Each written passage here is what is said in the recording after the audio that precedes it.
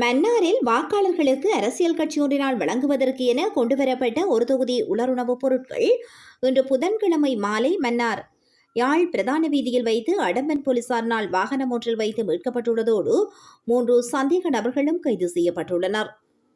போலீசாருக்கு கிடைக்கப்பெற்ற தகவலின் அடிப்படையில் மன்னார் யாழ் பிரதான வீதியில் வைத்து வாகனம் ஒன்றை சோதனை செய்தபோது குறித்த வாகனத்தில் ஒரு தொகுதி உலருணவுப் பொருட்கள் காணப்பட்டுள்ளன.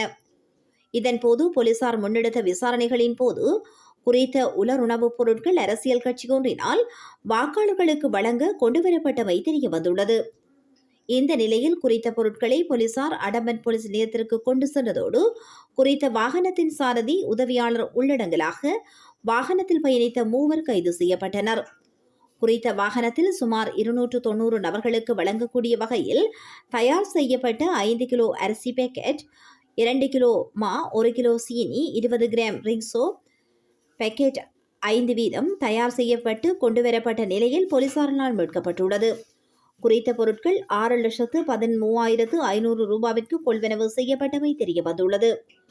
மேலதிக விசாரணைகளை மேற்கொண்டு வரும் அடம்பன் போலீசார் விசாரணைகளின் பின்னர் சந்தேக நபர்களையும் மீட்கப்பட்ட பொருட்களையும் மன்னார் நீதிமன்றத்தில் ஆஜர்படுத்த உள்ளமை குறிப்பிடத்தக்கதாகும்.